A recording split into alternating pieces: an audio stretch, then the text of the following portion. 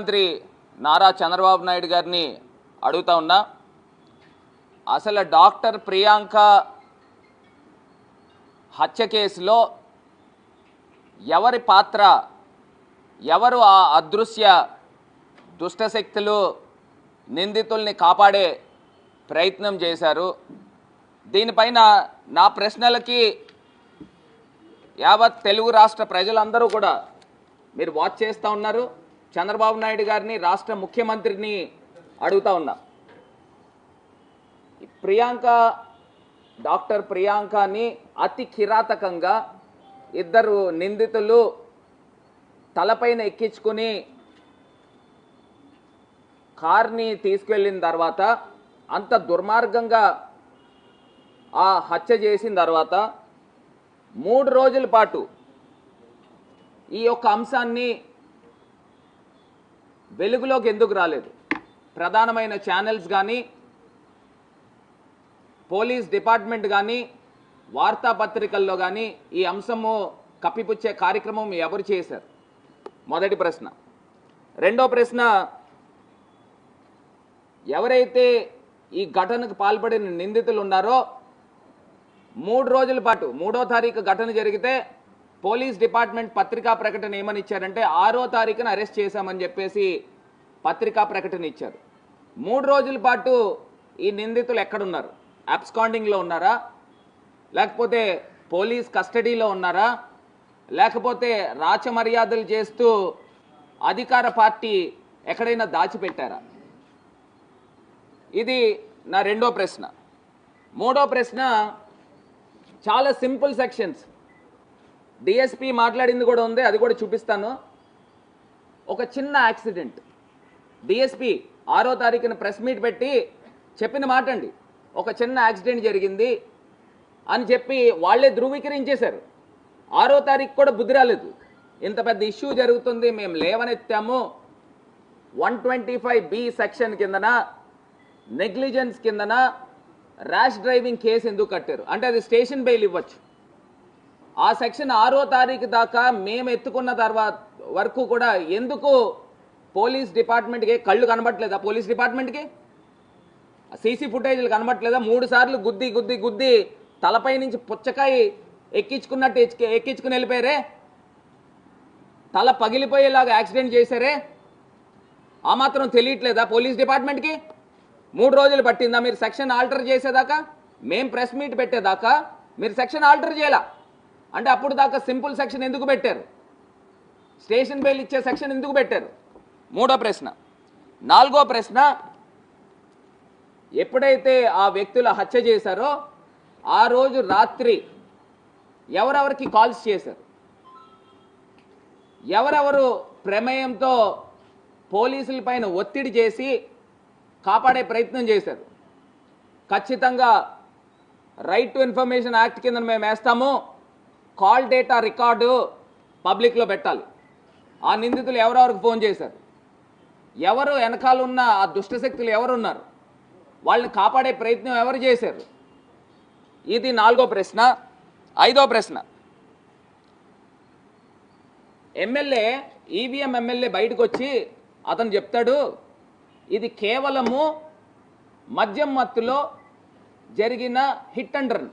అతను చెప్తున్నాడు చూడండి, అందులో కూడా క్లియర్గా ఉంది, ఇది కేవలం అంట. ఏమయ్యా, ఒక మనిషి ప్రాణము పోతా ఉంటే ఇది కేవలము మద్యం మత్తు అంటావేంటి? నీకేమన్నా బుర్రుందా? అంత అతి కిరాతకంగా తలపై నుంచి కారు ఎక్కించుకుని తీసుకెళ్ళిపోతే అది కేవలం మద్యం మత్తులో జరిగిన హిట్ అండ్ రన్ కేసుని పోలీసు శాఖ స్పష్టం చేసిందంట. అసలు నువ్వెవరు? పోలీస్ డిపార్ట్మెంట్కి అన్ని ఎవిడెన్స్ ఉన్న తర్వాత నీ ఇష్టం వచ్చిన మెసేజ్లు నీ ఆఫీషియల్ పేజ్లో పెడతావా?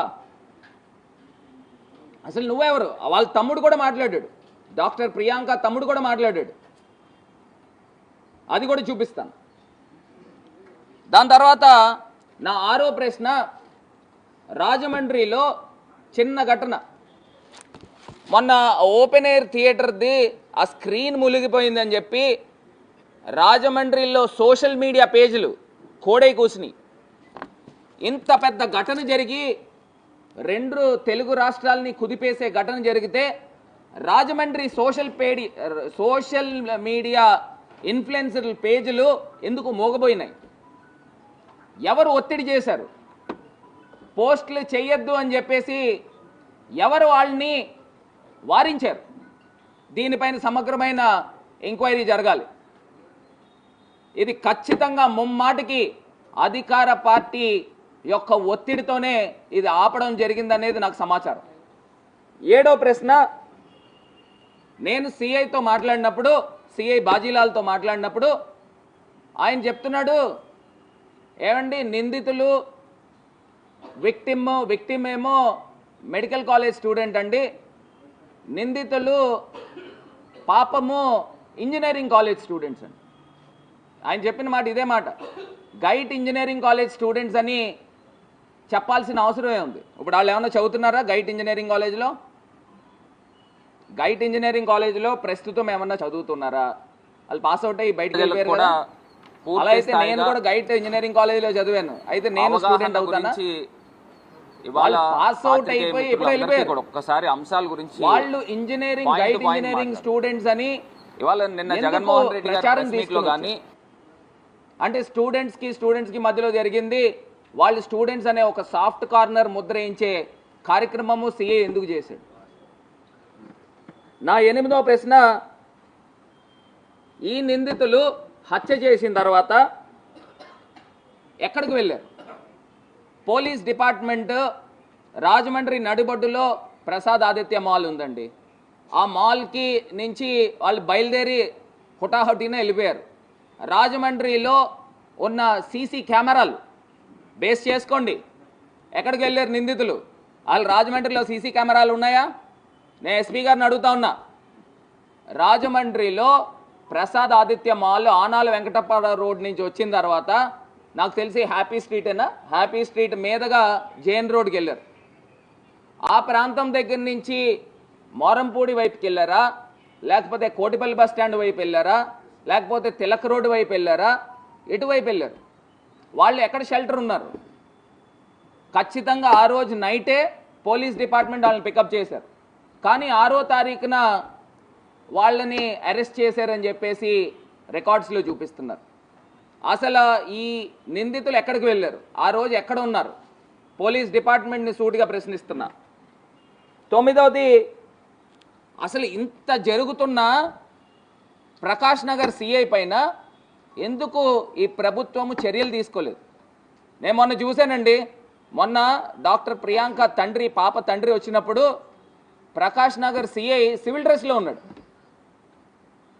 ఆయన డిపార్ట్మెంట్కి సంబంధించి, ఆయన స్టేషన్కి సంబంధించి ఆయన విచారణ చేస్తూ ఉన్నాడు.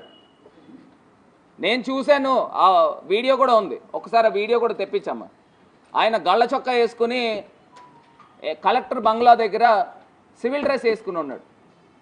అంటే ఆన్ డ్యూటీలో లేవా? ఇంత పెద్ద ఘటన జరుగుతుంటే ఆన్ డ్యూటీలో ఉండడా? సిఐ గళ్ళ చొక్కా వేసుకుని ఆ యొక్క విక్టిమ్ ఫాదర్తో మాట్లాడుతూ ఉన్నాడు. అసలు ఏం జరుగుతోంది ఆంధ్రప్రదేశ్లో? నా 10వ ప్రశ్న చాలా ఇంపార్టెంట్. 10వ ప్రశ్న నేను చెప్తా ఉన్నా. మా సోషల్ మీడియా పేజెస్లో నేను పోస్ట్ చేశాను. రాష్ట్ర మాజీ ముఖ్యమంత్రి వర్యులు జగన్మోహన్ రెడ్డి గారు కూడా ఎక్స్లో పోస్ట్ చేశారు. ఏమి అంత అఫెన్సివ్ కంటెంట్ ఉందని నా పోస్ట్ని మెటాకి పంపించి డిలీట్ చేయించారు. నేను అడుగుతా ఉన్నా, సూటిగా ప్రశ్న అడుగుతా ఉన్నా.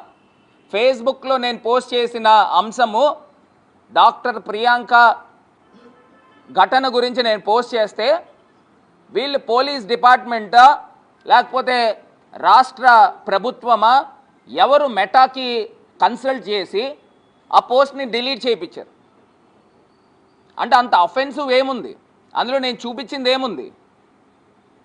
జరిగిన వాస్తవాల గురించి మాట్లాడిన దాంట్లో అన్డెమోక్రటిక్గా అఫెన్సివ్గా ఏమన్నా అంశం ఉందా? మీరు ఎలా అంటే పబ్లిక్కి వెళ్లకుండా చేరకుండా దీన్ని డిలీట్ చేసే కార్యక్రమం చేశారు.